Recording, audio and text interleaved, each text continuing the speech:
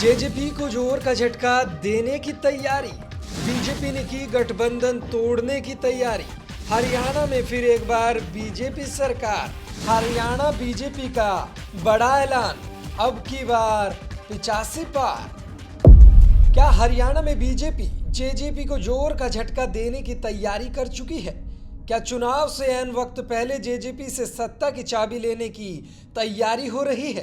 क्या लोकसभा चुनाव में जेजेपी को गठबंधन के धर्म में कोई कर्म करने का मौका मिलने वाला नहीं है? सवाल ही सवाल है और ये सवाल फिर से पूछे जाने लगे हैं। ये सवाल फिर से राजनीतिक गलियारों में चर्चा का विषय बन चुके हैं, क्योंकि अब बीजेपी ने अपना टारगेट सेट कर लिया है। बीजेपी ये जान चुकी है कि 3 राज्यों से मिले हाई जोश को बीजेपी लोकसभा चुनाव और हरियाणा में होने वाले विधानसभा चुनाव तक होश के साथ ले जाना चाहती है। बीजेपी को यकीन हो गया है कि अब की बार फिर से बन सकती है सरकार। हिमाचल प्रदेश के नतीजे से आई नई जान की पहचान को कांग्रेस खो चुकी है। अब कांग्रेस को नए जादूगर की तलाश है। कांग्रेस बीजेपी की जंग की बात तो बाद की बात है, लेकिन बात उस गठबंधन की है जिस गठबंधन को जंग लगने जा रहा है। ऐसा जंग जिसके बाद बीजेपी जेजेपी का एक दूसरे के लिए मोह भंग भी हो सकता है। 3 राज्यों में कांग्रेस को धूल चटाकर बीजेपी हरियाणा में 10 की 10 लोकसभा सीट और विधानसभा चुनाव में 85 पार के सियासी नारे के साथ आर पार की लड़ाई लड़ने के मूड में है।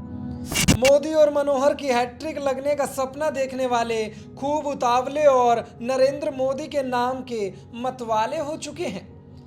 हरियाणा बीजेपी के नए अध्यक्ष नायब सैनी फिर से बीजेपी के 2019 के नायाब तरीके पर काम करना शुरू कर चुके हैं। अब की बार 85 पार का नारा देकर नायब सैनी नई कहानी गढ़ने जा रहे हैं।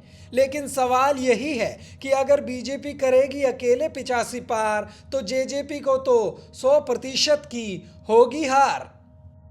गठबंधन जाएगा और साथ में सत्ता भी। इमेजिनेशन से नेशन तो नहीं चलता, लेकिन राजनीति का काम तो चल ही जाता है। फिलहाल सुनिए बीजेपी के प्रदेशाध्यक्ष नायब सैनी का वो बयान जो बहुत कुछ बयां कर रहा है। ये स्थिति अब हरियाणा के अंदर पैदा हो रही है। ये 85 पार जाएंगी। हरियाणा के अंदर सीटें जीत करके तीसरी बार बड़े मैंडेट से मनोहर लाल जी हरियाणा प्रदेश के मुख्यमंत्री बन रहे हैं।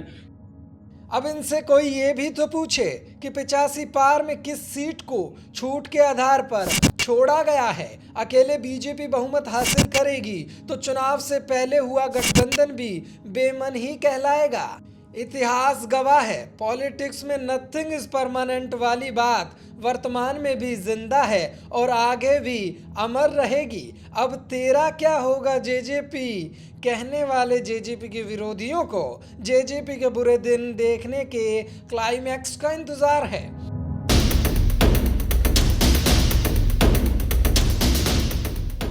अपने आप को बहादुर कहने वाले नेता राजनीति में जनता के सामने चुनाव के समय ही डरते हैं, उसके बाद 5 साल अपने मन की ही करते हैं।